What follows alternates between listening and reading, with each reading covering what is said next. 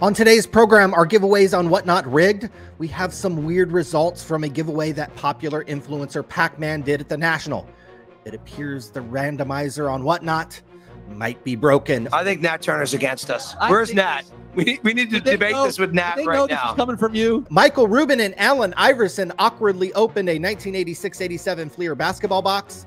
Rubin even offered $150,000 for a Michael Jordan rookie card before it was even graded.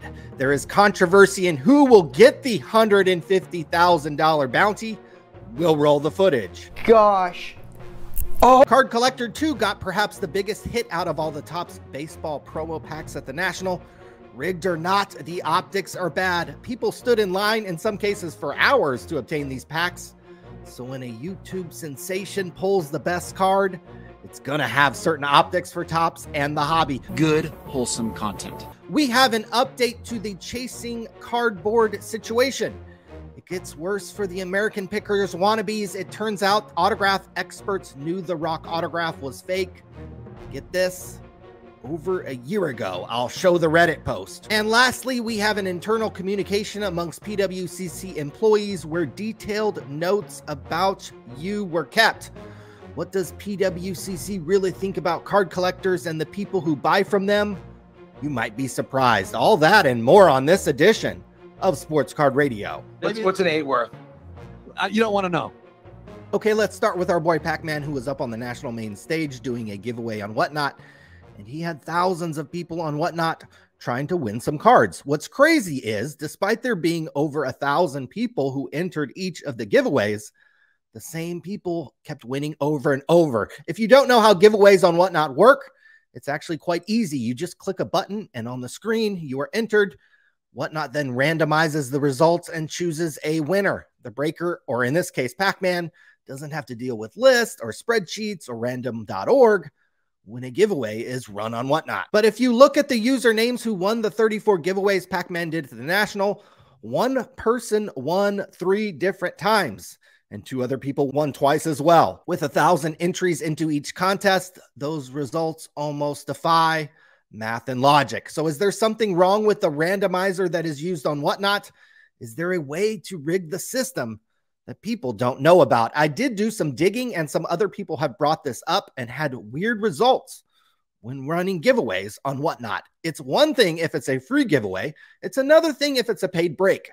Would you feel comfortable using the Whatnot randomizer to randomize your team in a paid break? Who am I kidding? Many are more addicted to breaks and new product than a crack addict in the 1980s.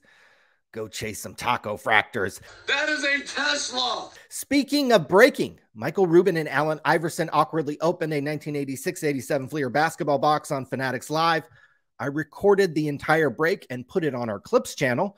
A link to that is in the description in case you want to check out the full break. There was at least one controversial moment. Michael Rubin, who is still learning about cards clearly, offered to buy the first Michael Jordan rookie card they pulled for $150,000. It was actually unclear who won the pack in the video, and some tense moments on screen occurred midway through as they tried to get the giveaway sorted out. Alex.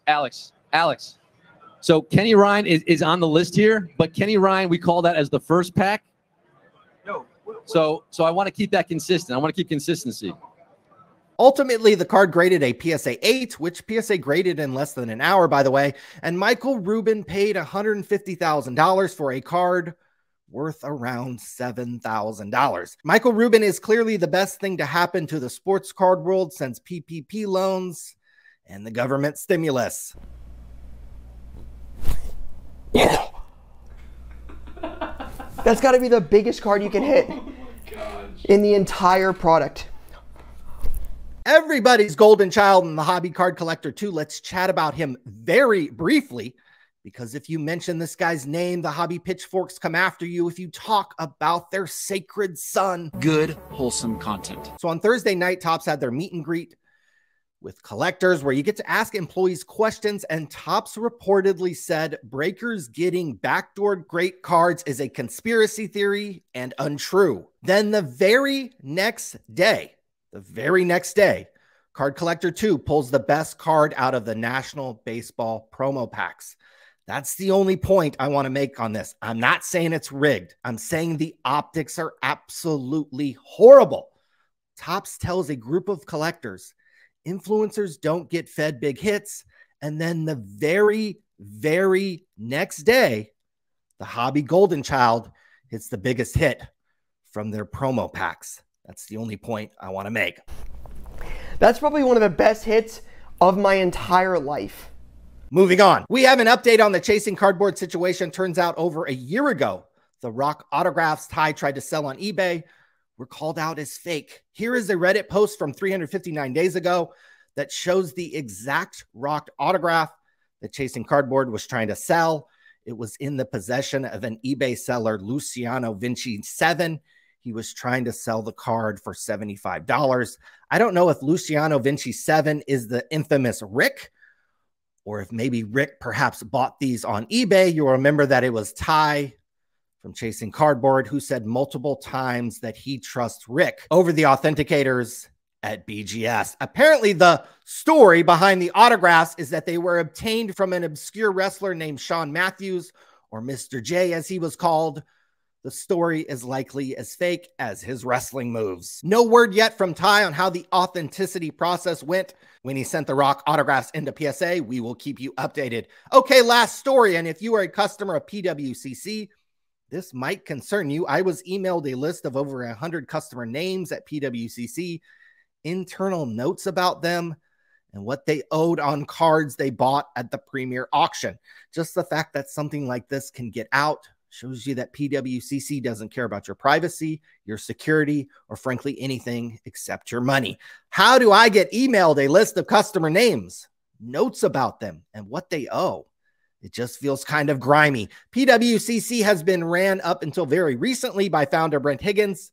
He was recently let go after Fanatics acquired the company.